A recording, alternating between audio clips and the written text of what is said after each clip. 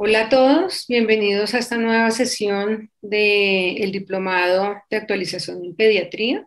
Mi nombre es Astrid Celes, soy neonatóloga y me corresponde hablarles de los cambios en reanimación neonatal. Los temas que vamos a desarrollar a lo largo de esta conferencia es un poquito de historia, las revisiones en las cuales está basada esta presentación, los cambios en el algoritmo, los aspectos, algunos aspectos éticos que tocan la actualización de las guías, otros aspectos controversiales que vamos a mencionar y los puntos clave que debemos tener en cuenta en esta presentación.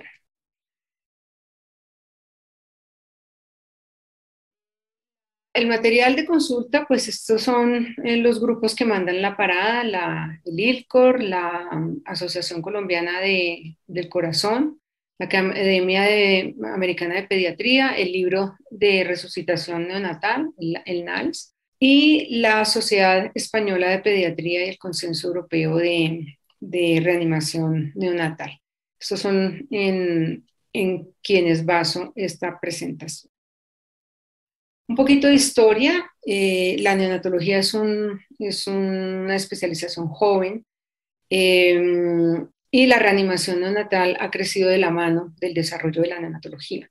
Los pioneros, en 1985, la Academia Americana de Pediatría y la Asociación Americana del Corazón empezaron a hacer la investigación, procurando disminuir la mortalidad neonatal, basados básicamente en todos los avances que se habían hecho en adultos y en pediatría, y empezaron a hacer la investigación del recién nacido, del comportamiento en el momento de nacer, para desarrollar las guías que han venido actualizándose y que manejamos ahora.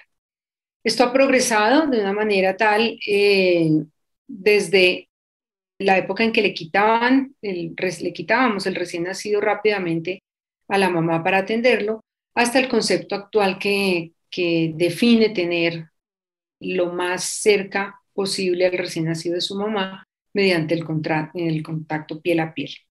El ILCOR cada 5 años hace la actualización de las guías, haciendo una extensa revisión de toda la evidencia disponible y un análisis de todos los estudios en neonatología para emitir las recomendaciones. A lo largo de todos los años se ha basado en el amplio conocimiento que se ha ido ganando en toda la fisiología fetal y todos los cambios que ocurren en la transición neonatal, el conocimiento de la circulación fetal, cómo funciona en el útero y cómo en el momento del nacimiento se producen todos estos cambios, desde que el bebé sale del útero materno hasta que se clampea el cordón y todos los sucesos que ocurren posteriores al nacimiento. Cualquier alteración en alguno de estos procesos en el periodo neonatal, prenatal inmediato y neonatal inmediato, puede producir alteraciones que afecten la vida del recién nacido. Los fundamentos principales de la reanimación tiene unos puntos claves muy, muy específicos, y es que la mayoría de los recién nacidos hacen su transición sin ningún problema, no van a tener ningún problema, no van a necesitar ninguna intervención, y en eso nos basamos actualmente para no separarlo de su mamá. Recordar que antes del nacimiento los vasos sanguíneos están contraídos y los alvéolos están llenos de líquido, y la transición constituye precisamente ese cambio que tiene que hacer el recién nacido para expandir sus pulmones. En general, cuando un recién nacido necesita reanimación, la mayor parte de las veces suele ser secundaria a insuficiencia respiratoria. Y algo muy importante que sigue vigente desde siempre es que el paso más importante y eficaz en la reanimación neonatal es ventilar adecuadamente los pulmones del bebé, lograr que los pulmones expandan y puedan ventilar y oxigenar al bebé. Y en ese orden de ideas, si el pilar fundamental de la reanimación es la ventilación, podemos, y está comprobado, que los recién nacidos, son muy pocos los recién nacidos que van a requerir compresiones torácicas o medicación, que en general son los recién nacidos que tienen más factores de riesgo. Y algo muy importante que he trabajado todo el curso de reanimación y el programa de reanimación neonatal es que el trabajo en equipo es fundamental.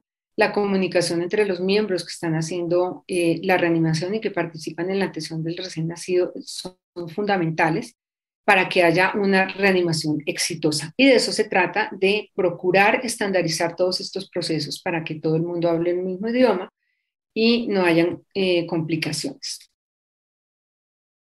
Como les decía, las recomendaciones internacionales las emite el ILCOR, hace toda la revisión con expertos y hacen toda la investigación de todos los estudios y emiten unas recomendaciones.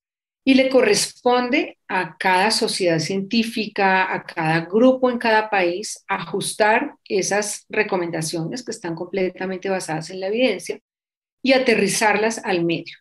Y un ejemplo muy claro y que es una invitación dentro de la bibliografía con la que ustedes van a contar es lo que hizo la Sociedad Española de Neonatología, que hizo un precioso resumen de todas las recomendaciones de la Academia, del ILCOR, del Consenso Europeo y lo aterrizó para manejarlo en toda España.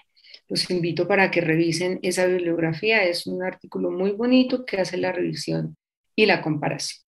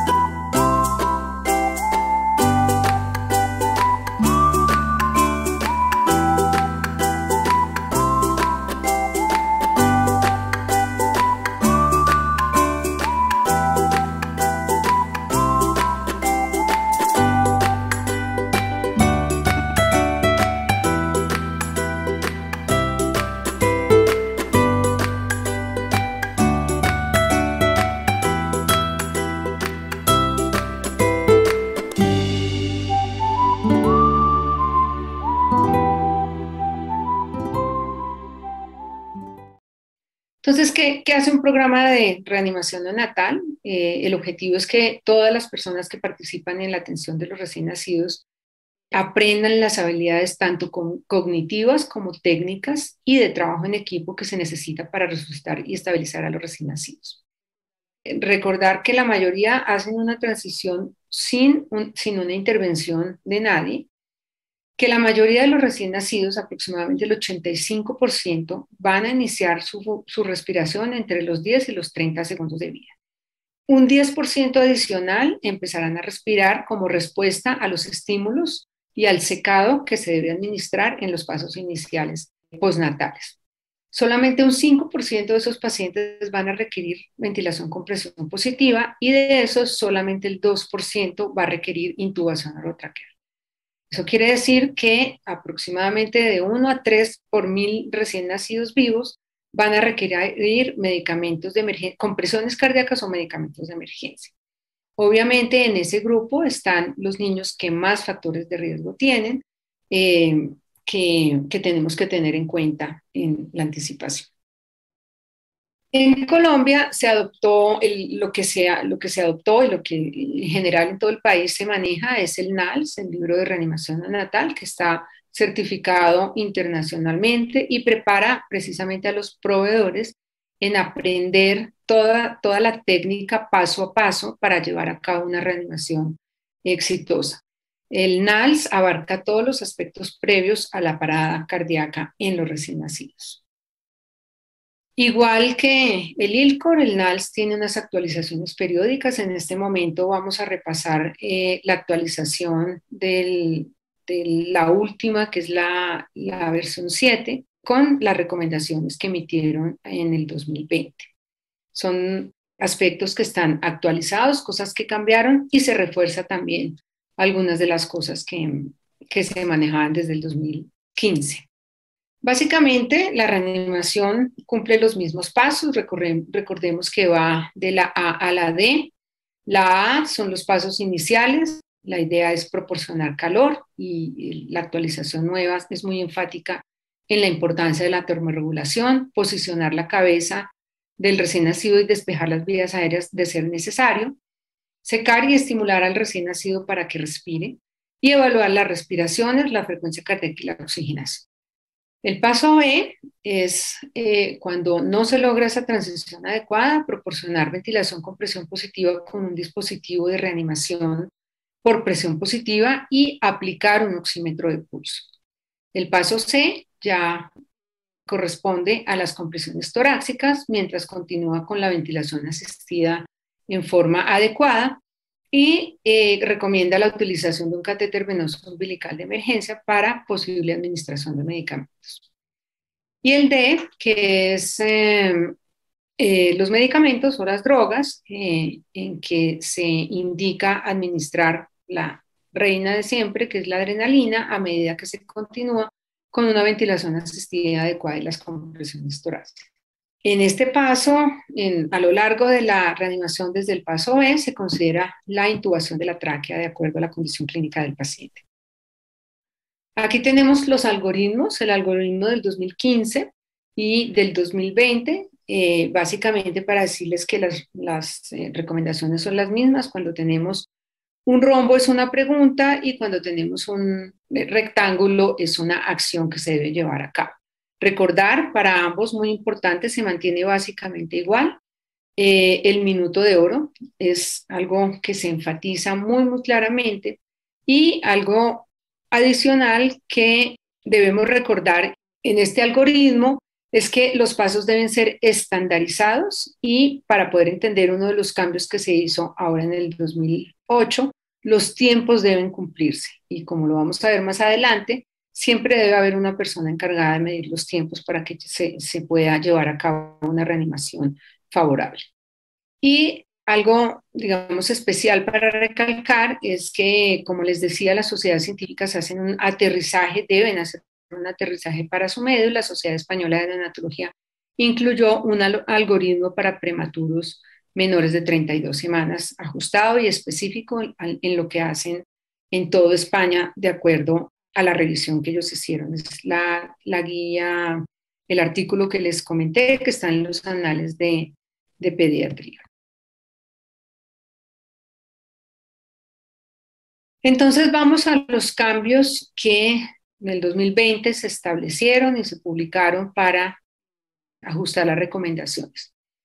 El primero, la anticipación de la reanimación. Se recalca que el equipo que participe en la reanimación del recién nacido debe, antes de que ese niño nazca, obviamente cuando hay el tiempo, debe reunirse y anticipar, debe revisar listas de chequeo, debe estandarizar el manejo, debe tener claro todo lo que se requiere para hacer una reanimación adecuada.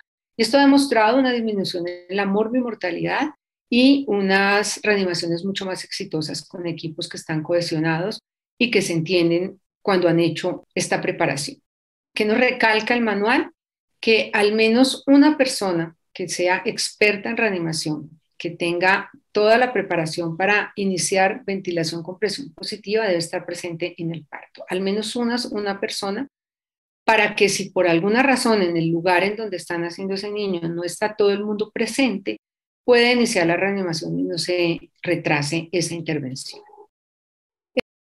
En esa anticipación se tiene que hacer un repaso de la lista de chequeo de todo lo que se requiere para la reanimación y se agrupa lo que se requiere para manejar al recién nacido. Es así como para proporcionar calor y manejar termorregulación, entonces se hace la lista de chequeo y ellos hacen un listado de todo lo que de todo lo que se necesita y debe estar disponible en una reanimación. Y tenemos el primer aspecto de la reanimación como tal, después de hacer toda la anticipación y la preparación, es la temperatura. Se hace un énfasis muy, muy claro en que debe haber un registro de la temperatura del recién nacido desde el momento en que nace. Se enfatiza el riesgo que tienen los niños que tienen hipotermia o hipertermia. Hacen la recomendación de mantener la temperatura corporal de los bebés entre 36.5 y 37 y hacen una claridad del riesgo que tienen los niños con hipotermia. Cuando la temperatura es menor a 36 grados, los niños tienen un incremento en desenlaces desfavorables. Y también la hipertermia, cuando no se controla el calor en el bebé, también tiene un incremento en la morbimortalidad de los recién nacidos. Impacta mucho más entre menor sea la edad gestacional y entre mayor sea el compromiso que trae ese recién nacido y la razón por la que toca reanimarlo. Entonces, es muy importante que tengamos en cuenta que la recomendación es que como el 85% de los recién nacidos no necesitan una intervención de ningún tipo, se debe procurar mantener el contacto piel a piel. O sea, todos los pasos iniciales, hacerlos en el vientre de la mamá en contacto piel a piel. Cuando se tiene que hacer una intervención en ese recién nacido, se debe pasar a una servocuna en donde se tenga un control térmico y si se requieren hacer el manejo, tiene que haber registro permanente de la temperatura evitando la hipo o hipertermia.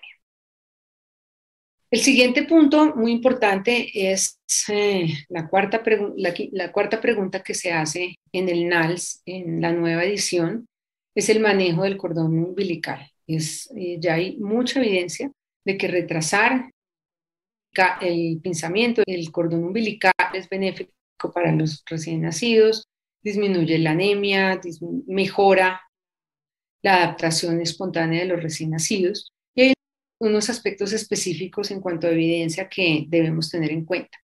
El tema del ordeño del cordón que se había recomendado, digamos, en forma generalizada, ya está claro que para los prematuros menores de 28 semanas es riesgoso, puede aumentar el sangrado intracraneano, entonces en ellos no se recomienda. Actualmente no hay suficiente evidencia para el uso de algunas estrategias alternativas al ordeño y están en curso al menos 6 estudios que probablemente nos van a mostrar la evidencia mucho más clara para emitir recomendaciones al respecto. Y el llamado pinzamiento fisiológico, no está claro su beneficio en los seres humanos y hay algunos datos que sugieren que podría ser tan efectivo como el pinzamiento táctil. En cuanto al manejo del cordón umbilical, esto es lo que dicen las recomendaciones, tanto para el prematuro como el niño a término que no requiere reanimación, es razonable retrasar el pinzamiento al menos 30 segundos.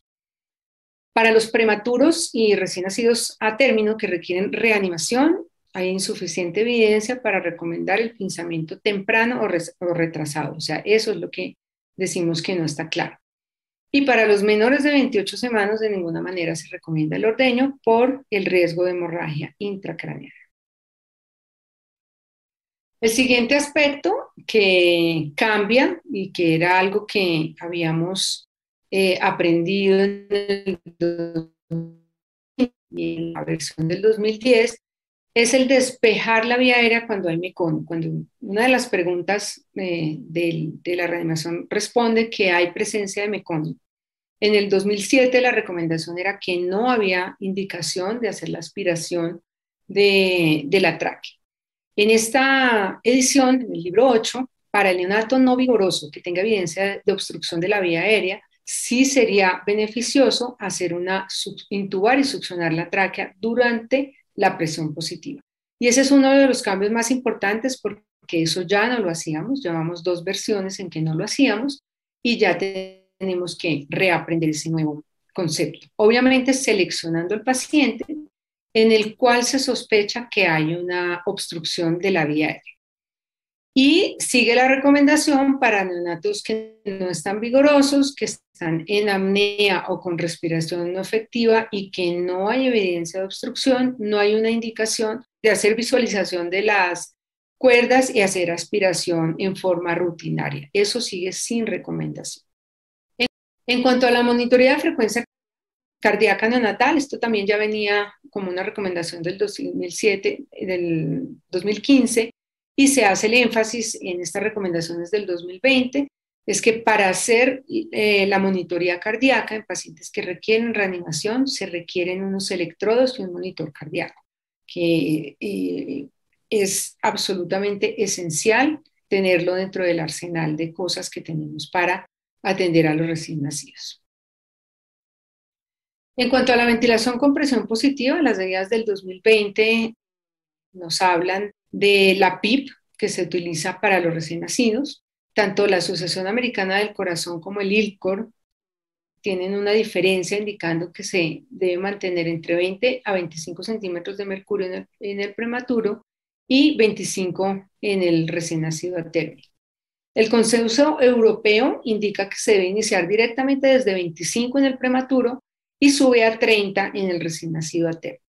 Entonces, fíjense que son algunas divergencias que parecen no mucho, pero son rangos que pueden ser seguros y eso se debe estandarizar. En general, el NANS hace la recomendación de 20-25 y de 25 en el ATER. Y hacen una anotación en cuanto a la insuflación sostenida, que es riesgosa. El ILCOR del 2020, o sea, las guías del 2020, mantiene la recomendación igual del 2015. No recomienda su uso ni a términos ni en pretérminos en la sala de partos. Y la AJA especifica mucho más claramente que las insuflaciones deben seguir el patrón convencional, que no hay cambios, con tiempos inspiratorios cortos menores de un segundo. En cuanto a la presión, en cuanto al PEP, hacen el énfasis que beneficia la estabilización respiratoria en los prematuros, pero no se puede definir una PEP óptima, todavía no está clara, porque la mayoría de los estudios en recién nacidos está con PEP de 5 y la evidencia actual, los estudios actuales, hay una fuerte tendencia a encontrar que es mucho mejor estabilizar los niños con PEP superiores así. Esto es lo que dicen las recomendaciones. Entonces, a los recién nacidos que tienen gasping o apnea con frecuencia cardíaca menor de 60 después de nacer y persistentemente están bradicárdicos menor de 100, está indicado iniciar sin retraso la presión positiva. ¿Con qué? Sigue haciéndose énfasis, idealmente buscar los dispositivos que tienen válvulas de seguridad y que mantienen la presión de fin de expiración. Entonces están las piezas en T, se mencionan de todas maneras las bolsas autoinflables, pero siempre con la recomendación de la válvula de seguridad para que no se hiperventile a los pacientes ni se sobreventilen y no se expongan pues a barotrauma o a tenerlos colapsados. El otro escenario es el recién nacido que está respirando, pero no está respirando en forma adecuada, que tienen evidente dificultad respiratoria, pero que están respirando, y el escenario es este segundo, en el cual solamente de fin de expiración, o sea, el CPAP, para poder estabilizar. Y esta recomendación también la menciona las guías del 2020. Siguiente punto que digamos que se enfatiza con respecto a lo que se venía del 2015 es la administración de oxígeno. Entonces, aquí digamos que claramente hablan de que los recién nacidos a término y los prematuros más grandes, mayores de 35 semanas, que requieren soporte respiratorio, se puede iniciar con 21% de oxígeno. O sea que lo importante es expandir el pulmón y ventilar, pero no administrar FI2 superior al 21%. Los prematuros menores de 35 semanas de gestación que reciben soporte ventilatorio al nacer, es razonable entre 21 y 30% de oxígeno, limitándolo en 30% y siempre usando como ayuda el pulso oxímetro. ¿Por qué? Porque los niños se demoran un poco en alcanzar las saturaciones meta y debemos tener en cuenta que el oxímetro nos ayuda a alcanzar y a controlar esas saturaciones. En los recién nacidos a término y prematuros grandes que reciben soporte con 100% de oxígeno, está demostrado que tienen problemas y mayor morbimortalidad por todo el estrés oxidativo que genera la hiperoxia y se asocia con mayor mortalidad. Entonces, desaconsejan fuertemente el uso de FI2 del 100% en todos los pacientes. Esto es una comparación de lo que dice el ILCOR, la Academia Americana de Pediatría y el Consenso Europeo de Pediatría. Hay algunas diferencias, fíjense que el ILCOR ya lo repasamos, es lo que acabamos de mencionar. La Academia Americana de Pediatría considera la FI2 inicial hasta el 30% y el Consenso Europeo estratifica a los niños mayores de 32 semanas, el soporte ventilatorio con 21%, entre 28 y 31 semanas, entre 21 y 30%, y los mayores de 28 semanas, el 30%. En cuanto a las compresiones cardíacas, realmente se enfatiza lo que ya se venía trabajando desde el 2015. Sigue siendo muy enfático el curso en elegir el lugar correcto, la compresión correcta y digamos que las personas que hacen el curso de reanimación deben tener en cuenta la ubicación, que no se debe poner en el ápice del esternón, sino trazar la línea intermamilar y ponerlo justo en el centro para hacer la reanimación. Cuando se inicia, cuando después de una adecuada ventilación, habiendo evaluado la adecuada ventilación, o sea, eliminando todas las posibles fallas en la ventilación, el famoso Mr. Sopa, el bebé sigue con frecuencias cardíacas menos de 60. Ahí se tiene que iniciar las compresiones cardíacas. Y cuando eso sucede, el recién nacido se beneficia si se sube la F2 al 100% para optimizar la oxigenación durante la reanimación.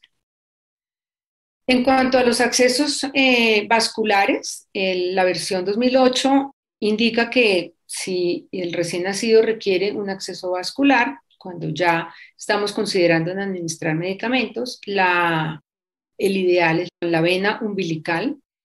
Ese es el que debemos buscar. Y si definitivamente no se logra o hay alguna razón por la cual no se puede acceder a la vena umbilical, el acceso intraóseo. Siempre la recomendación, la vía central.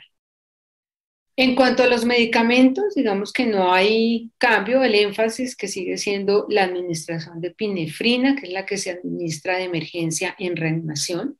Si después de compresiones torácicas y ventilación adecuadas, la frecuencia cardíaca no aumenta sobre 60, se indica la adrenalina en dosis de 0.1 a 0.3 miligramos por kilogramo.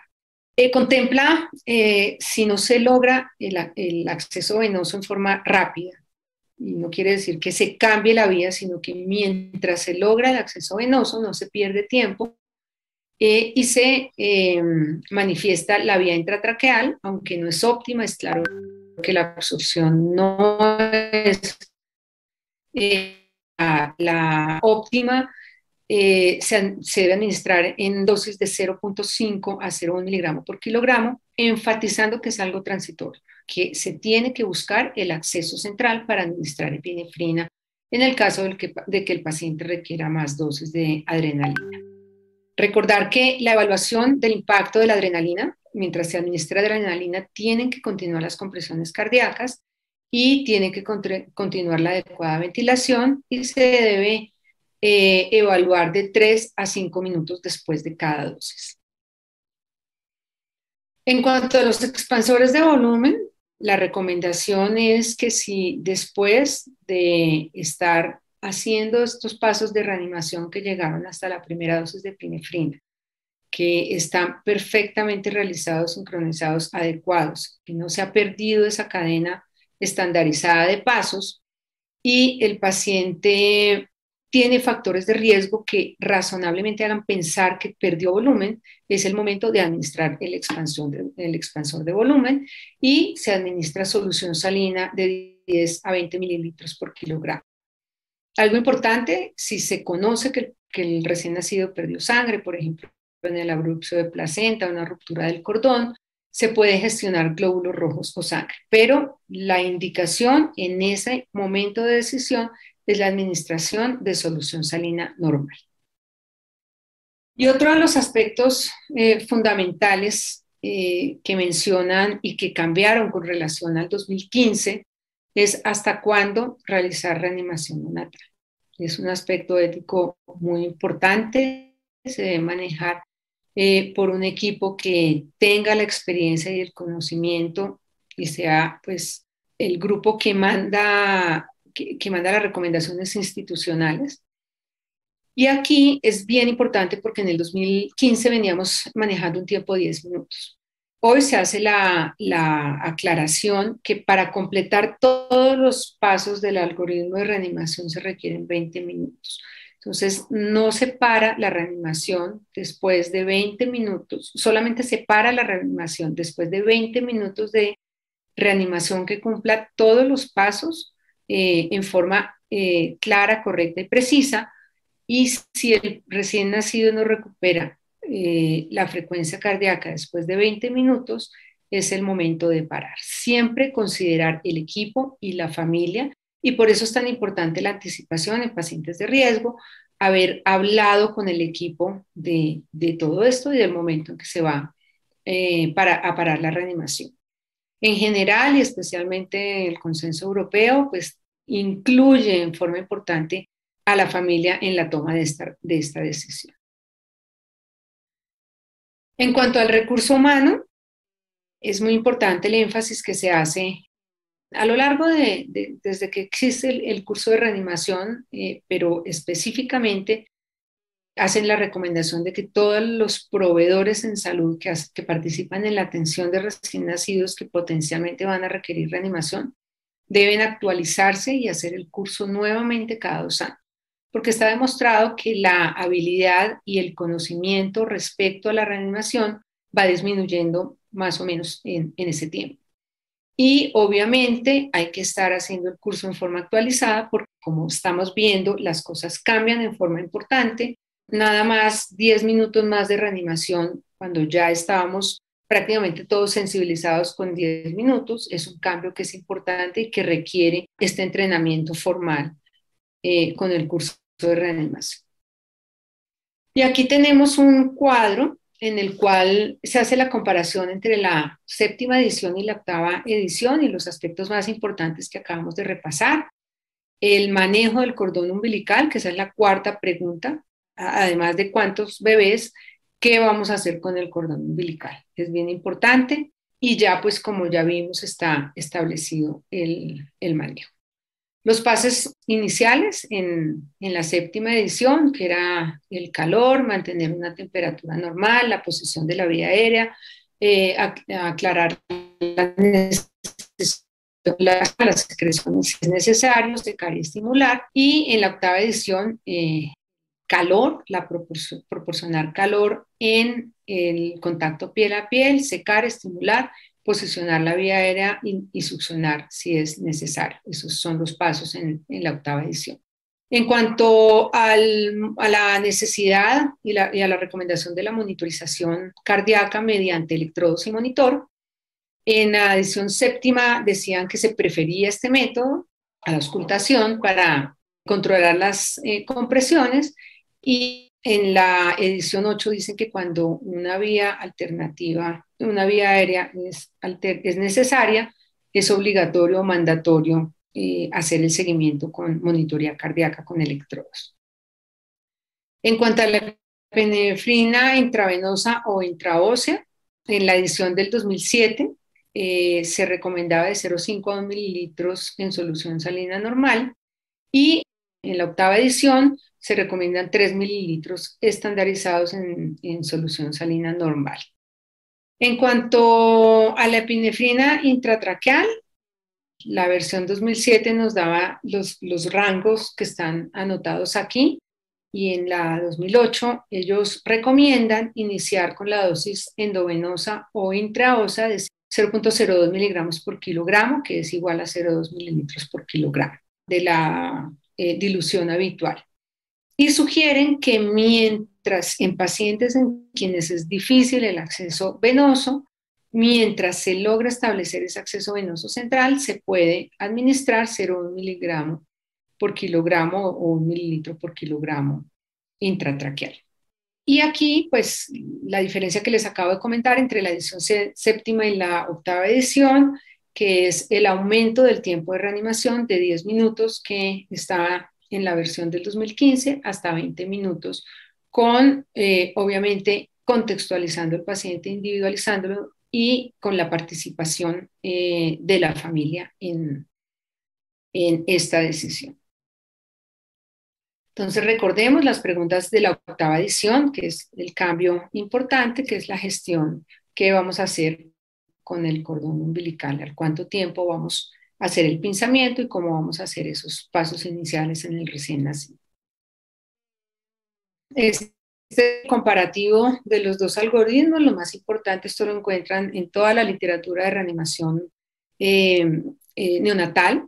Recordar algo sobre el briefing y el debriefing, que es este briefing, que es la sesión informativa con o sin video previa a la reanimación.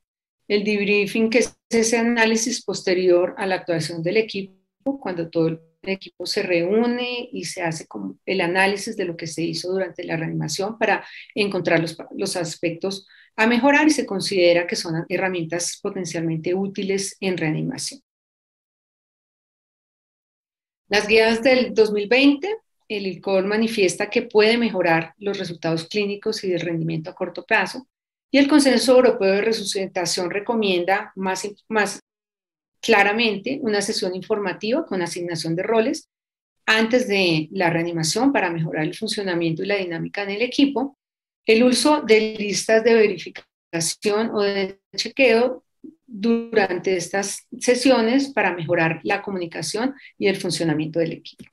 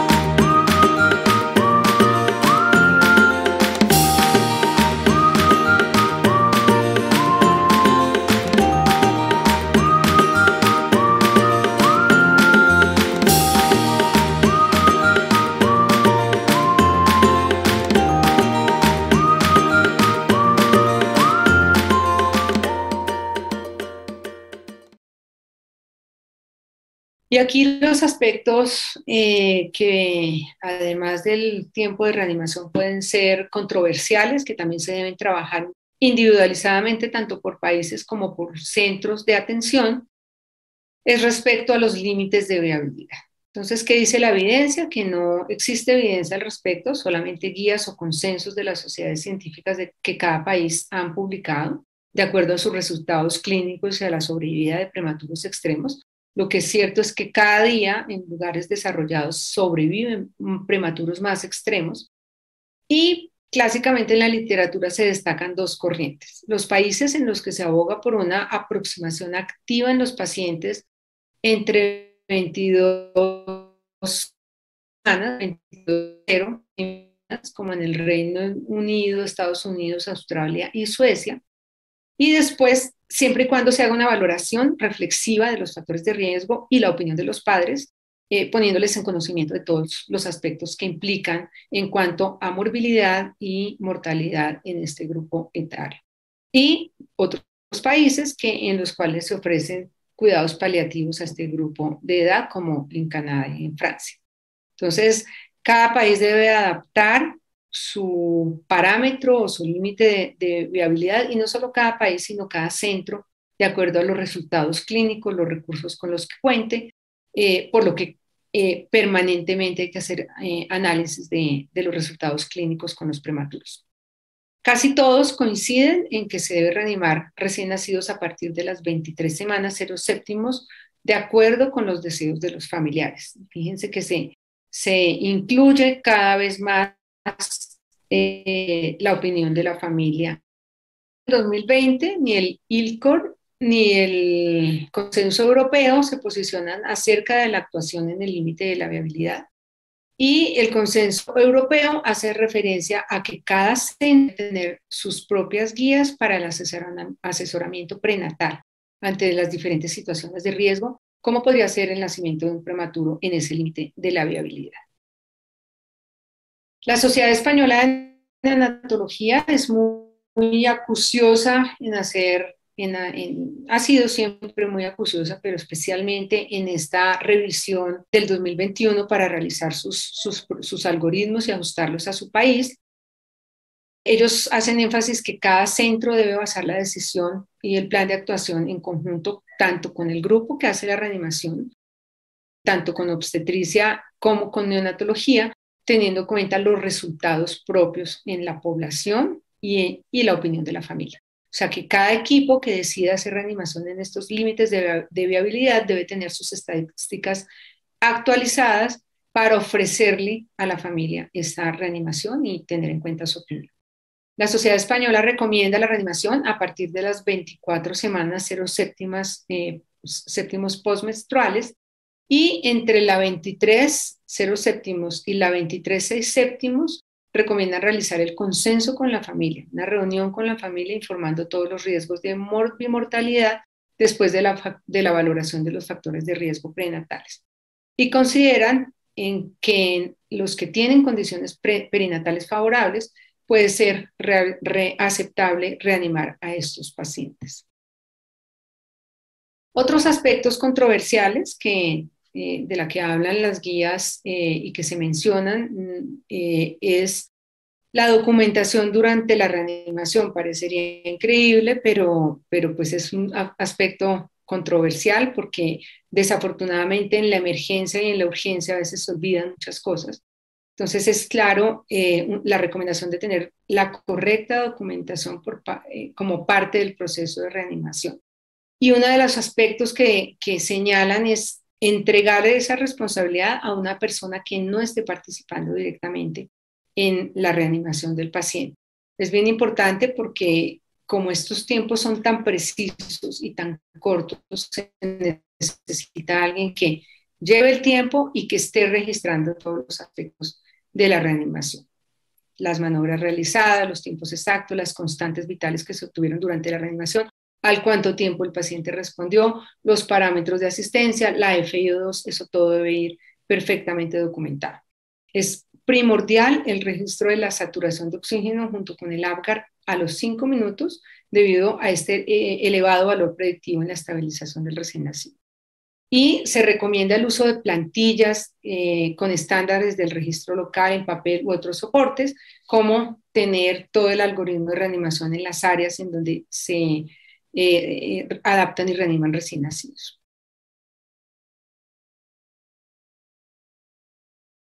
Otros sistemas de monitorización que dependerán de los recursos de los centros, obviamente esto parte de recomendaciones en lugares en donde hay todo, absolutamente todo para reanimar a los pacientes. La monitoría de la función respiratoria o MFR por sus siglas, estima de forma precoz y precisa el volumen tidal, facilitando la toma de decisiones. Nosotros estamos lejos de eso, pero es importante mencionar y conocer eso existe.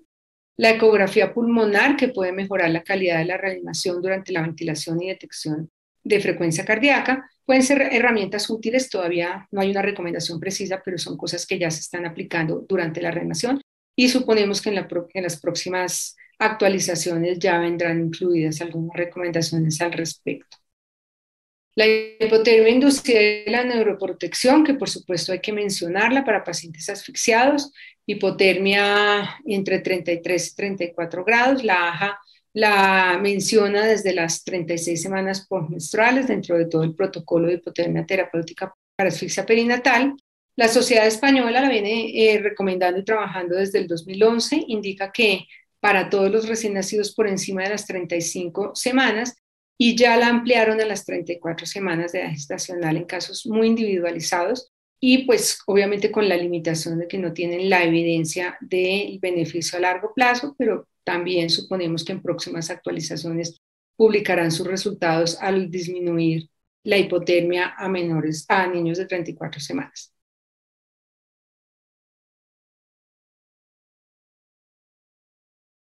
Y por último, ya terminando este recorrido por la actualización en reanimación neonatal, unos puntos clave para que los lleven a su casa. Se requiere preparación y anticipación de las situaciones antes de intervenir en reanimación de un recién nacido.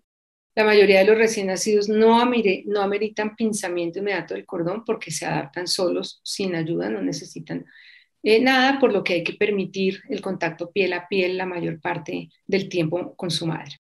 La insuflación y ventilación de los pulmones sigue siendo el pilar de la reanimación y el éxito de la reanimación. La oximetría de pulso se usa como guía en la oxigenoterapia y ayuda a establecer y cumplir las metas en cuanto a la saturación de oxígeno. El aumento de la frecuencia cardíaca en reanimación es el mejor indicador de una ventilación efectiva. Si el paciente persiste con frecuencia cardíaca menor de 60 latidos por minuto, a pesar de haber realizado los pasos correctivos de ventilación que ya manejamos desde versiones anteriores, como es el Mister SOPA, se inician las compresiones cardíacas. Se requiere un monitor cardíaco para evaluar la respuesta a las compresiones cardíacas y medicamentos. Es la forma más objetiva de saber cómo está respondiendo el paciente desde el punto de vista cardíaco. Si a pesar de las compresiones y ventilación efectiva no mejora la frecuencia cardíaca, se debe usar epinefrina intravenosa central. Recordemos que no se debe perder el tiempo tratando de funcionar al bebé, que en un bebé que está colapsado cardiovascularmente, no podemos estar pinchando lo periférico y además hay un riesgo importante en la administración de epinefrina periférica. Fíjense que ni siquiera se contempla la posibilidad periférica.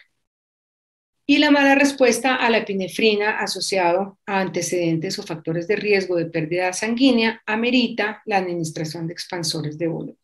Si después de 20 minutos de reanimación adecuada no hay una respuesta, se debe suspender la reanimación.